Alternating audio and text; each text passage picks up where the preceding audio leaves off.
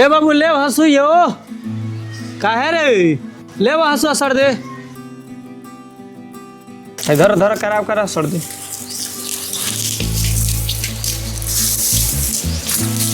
मैं देखा तारा कि पंजिया दलन से काट दलन से तार लेखा लइका काम निगन से करते खाली एने सोने घूमल चलत तारे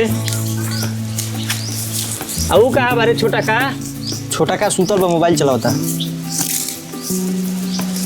मोबाइल चलाव स खाली त खा लिया स अरे मर्दे तू ही ओकर मन बिगाड़ के रखले बड़ो साला हमरे लइकावा हमरे से गर्मी में बतियावता ई मर्दे कहता एकरा बुझाते नहीं कि मर्दे के करे कहल जाला अरे मर्दे के करे कहल जाला रे हने आ तो मर्दे के करे कहल जाला रे मर्दे माफ कर दे माफ कर दो जल्दी है काम पलक धर मर्दे भाषा बना के धइले बड़े राइट आ छोटा का रे घरे बा जो जल्दी बोला के ले तो बाबू चल दुआरा बाबू बोलाओ तड़न करे खाती पुआरा ना ना ना ना ना करावे खाती पुआरा जो हम नाजिम कह दिए बाबू से कि पढ़ता ठीक बा जा तनी कह देम कि बबुआ पढ़े ले दो क्या कहता मोबाइल चलाओ तो जाके तू ही देख लो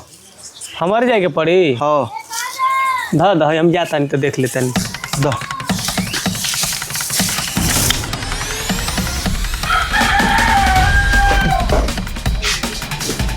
काहे रे जा के मोबाइल चलावता रे बड़का हो जा काम में व्यस्त बते जा मोबाइल में व्यस्त बड़े साला तोरा रोटी पर अचार जुड़ी हैं जाए दो बाबू हम सलादे पर काम चला लेम का कहता रे सलादे पर कानूनी करे में तोरा के केहू हरा सकता कानून के तो ते मास्टरी कइले बड़े खाली कानून में बड़का काम पर ध्यान देता हैं चल तो बहरी निकल बहरी चल खाली कानूनी चल तनिको तो काम पर ध्यान दे ताड़ सब दोनों में सुन जाके दूगो बनिहार जो के ले कहा कि दोनों तोहनी के काम पर ध्यान नहीं कर सकता मारम फाट की फाट जीवे जो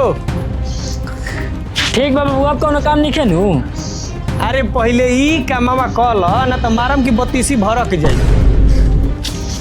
बाबू आज लोहा लेखा गरम भइल बार बेहुदा कहे क्या धर बाबू आई काट अब ये रहिए गइल बा जिंदगी में काम धंधा होते नहीं खे कहीं तब क्या करब का करब हो जब ले हार्वेस्टर आइल बारी से जब ले केहू बनिहार के खोजता दिनों बहुत आमदी बैठले रहता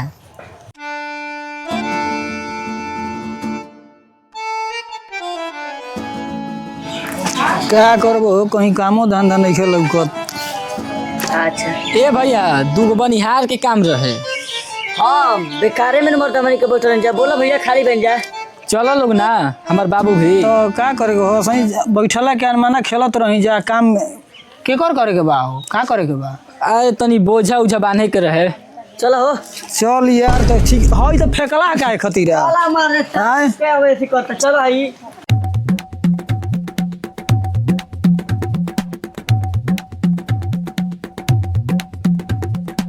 चलो ना बेटा आगे क्या क्या हाँ बाबू हाँ हाँ ये दू जना बनिहार मिलला देखो इनका लोग से लेन देन के बातचीत कर लो आहो तो तू लोग कैसे काम कर बोलो पेट पर कि पैसा पर बस मालिक खाली 2 बोरा दू बोरा पेट पर आजकल काम होता बे 2 बोरा के फरिया ही तो 2 बोरे चाहिए नू हाँ तार के 2 बोरा दिए टेंशन मत लगे काम कर छटू हंसो देखा ही जबा लाओ ए तू नहीं रहा है ना इधर ले वो चलो हैलो हंसू है आ काट के सुना काट के पंजिया के बांध दिया लोग ठीक नू ठीक बा मालिक 2 बोरा के बात होइल बा बांध बोलो नू हाँ वो में कमी ना होई खड़े बारो लोग खेता चलो दिखा दो जो दिखा दे बाबू बोरा चाहिए हाँ 2 बोरा तार के दिया जा खाली तू बढ़िया से काम कर ना बाबू कहनी कि देखो हो लोटा में पानी हुई लोटा में पानी ले लिह आ गरतान ले लिह बनिहार के पीछे पीछे चलल जी, काहे कि हमारा बनिहार पर भरोसा नहीं के। हाँ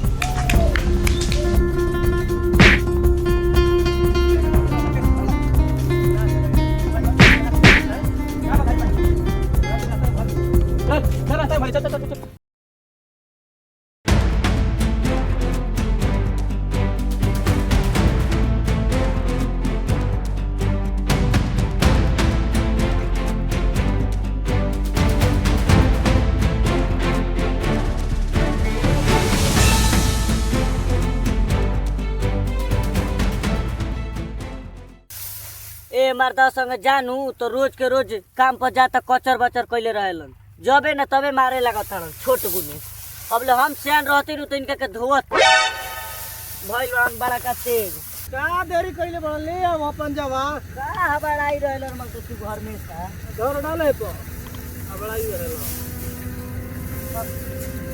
खेले से फुर्सत मिली तब न बनब बोझा।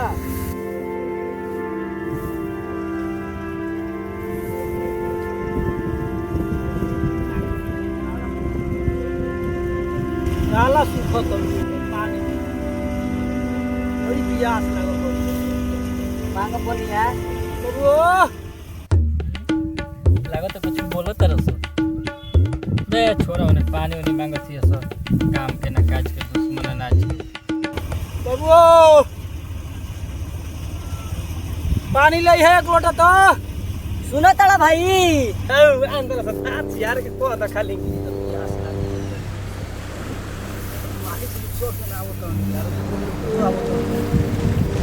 ए बाबू तनी पानी लाओ ना, बड़ी प्यास लागल बा।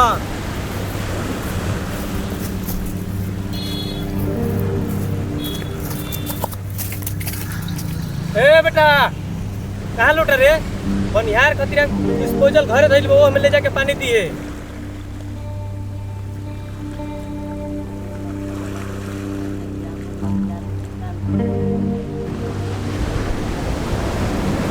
ले जा भाई हमन के प्यास मर गई। जोड़ी में ले जा, प्यास मोर गेल हमनी के ओसा।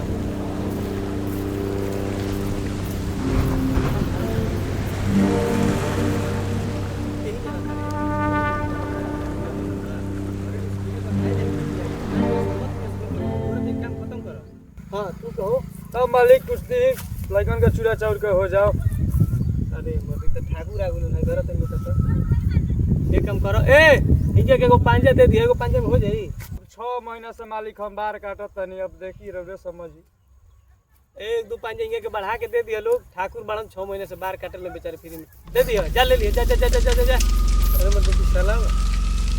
तो मोबाइल चलावा तो यार बैठ के हो दी हाल कोई ले बात आप तो करके तनी देखती हो ना भी नहीं।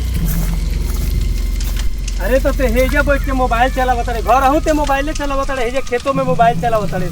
तोर दिमाग में का भइल बा रे? और बोझा नहीं के तू रोज बुझा दे।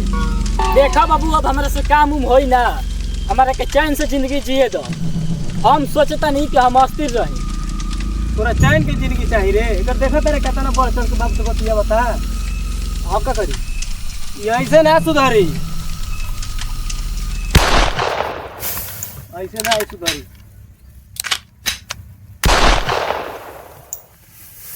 अरे मालिक अपना लड़का गोली मार दिले। हमने के यदि वीडियो अच्छा लगल हो तो लाइक कमेंट एकदम दबा के करे के बा। सब्सक्राइब रुके के ना चाहे और शेयर कर जाए ताकि लोग भी हमन के वीडियो पहुँचे।